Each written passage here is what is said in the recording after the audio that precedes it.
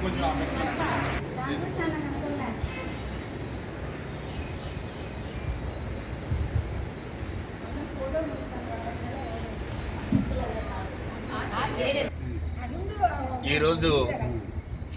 పొన్నవలకొత్తపల్లి ప్రాథమిక ఆరోగ్య కేంద్రంలో పనిచేస్తున్నటువంటి వైద్యాధికారులు డాక్టర్ రంగలక్ష్మి గారు మరియు మురళీ గారు, అలాగే సిద్ధోటం సబ్ యూనిట్ అధికారి ఇల్లా సుబ్బారాయుడు గారి ఆధ్వర్యంలో మలేరియా వ్యతిరేక మాసోత్సవాల సందర్భంగా జూన్ 1 నుంచి జూన్ 30 తేదీకి వరకు కూడా ఈ మలేరియా వ్యతిరేక మాసోత్సవాలు జరుగుతున్నాయి. అందులో భాగంగా ఈరోజు సిద్ధోటం సచివాలయం పరిధిలోని సిద్ధోటం టెంపుల్ దగ్గర ఈ యొక్క సిద్ధోటం గ్రామ ప్రజలకు మాసోత్సవాల గురించి వివరించడం కూడా జరిగినది.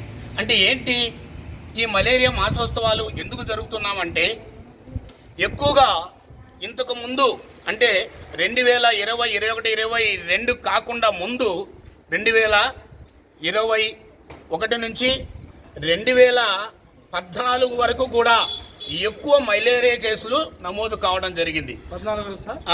2021 వరకు కూడా ఎక్కువ కేసులు నమోదు కావడం జరిగింది. 21 వరకు ఆ కేసులు నమోదు అవ్వడం వల్ల దాంట్లో ఎక్కువ కేసులు కూడా మరణాలు జరిగినాయి. అంటే మన కడప జిల్లాలో కాదు, త్రూఅవుట్ స్టేట్ 26 జిల్లాలు కలిపి నేను చెప్తున్నాను. దానివల్ల ఏంటంటే ఈ మాసోత్సవాలు ఈ నెలలోనే ఎందుకు జరుపుకోవాలంటే, పుట్టినరోజు ఒకటి జరుపుకుంటాం, అవునా కాదా, వివాహం వేడుక జరుపుకుంటాం, తద్దినాలు జరుపుకుంటాం.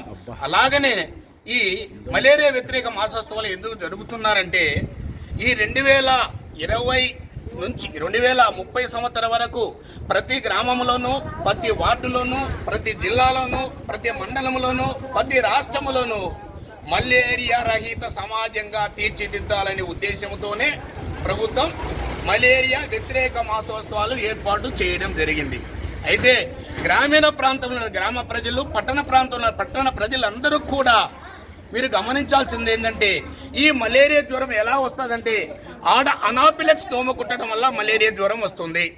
మలేరియా లక్షణాలు ఎలా ఉంటాయంటే, విడిచి జ్వరం వస్తుంది, తలనొప్పి ఉంటుంది, ఎడమ కన్ను కుడిమ కన్ను కన్నీరు కారుతూ ఉంటాయి.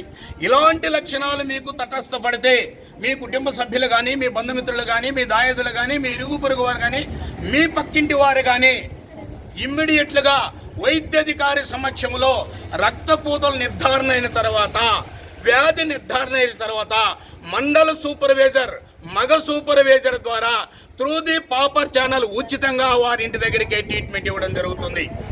ఇలా చేస్తే 2030కి మలేరియా రహిత సమాజంగా తీర్చిదిద్దాలనేది ప్రభుత్వం యొక్క ఉద్దేశం.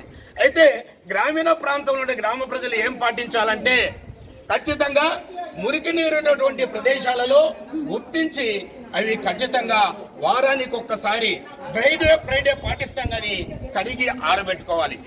అలా కాకుండా తర్వాత ప్రతి వ్యక్తి కూడా దోమతరలోనే నిద్రపోవాలి. రెండోది వచ్చేసి, ఎక్కడైతే జ్వరమని తెలిసిన వెంటనే కూడా వైద్యాధికారి సమక్షంలో పరీక్షలు నిర్వహించుకోవాలి. వ్యాధి నిర్ధారణ అయిన తర్వాత ట్రీట్మెంట్ తీసుకోవాలి. అలాగైనా తీసుకోకుండా, పరిసరాల పరిశుభ్రత పాటించకుండా, వ్యక్తిగత పరిశుభ్రత పాటించకుండా ఉంటే ఉచితంగా మండల సూపర్వైజర్ వాళ్ళ ఇంటికే ఇవ్వడం జరుగుతుంది రక్త పరీక్ష చేసిన తర్వాత. అలాగైనా జరగకపోతే 2030 నాటికి రహిత సమాజం కాదు, అంతర్గత సమాజం అవుతుంది. కాబట్టి సమాజం రహిత సమాజం కావాలంటే ప్రతి ఒక్కరు కూడా వ్యక్తిగత పరిశుభ్రత పాటించాలి, పరిసరాల పరిశుభ్రత పాటించాలి. జ్వరం వచ్చిన వెంటనే రక్త పరీక్ష చేయించుకోవాలి. రక్తపూత నిర్ధారణ అయిన తర్వాత రాడికల్ ట్రీట్మెంట్ ఉచితంగా ఇవ్వడం జరుగుతుంది. ఈ విధంగా ప్రాసెస్ జరిగితే 2030 నాటికి ప్రతి గ్రామము, ప్రతి వార్డు, ప్రతి జిల్లా, ప్రతి మండలం, ప్రతి రాష్ట్రము కూడా మలేరియా రహిత రాష్ట్రంగా తయారవుతుందని ఈ న్యూస్ చూస్తున్నటువంటి ACNL ఛానల్ యాజమాన్య వారికి, అలాగే గ్రామీణ ప్రాంత ప్రజలకు, పట్టణ ప్రాంత ప్రజలందరికీ తెలియజేసుకుంటూ, ఈ యొక్క మలేరియా వ్యతిరేక మాసోత్సవంలో ప్రతి ఒక్కరూ పాల్గొనాలి.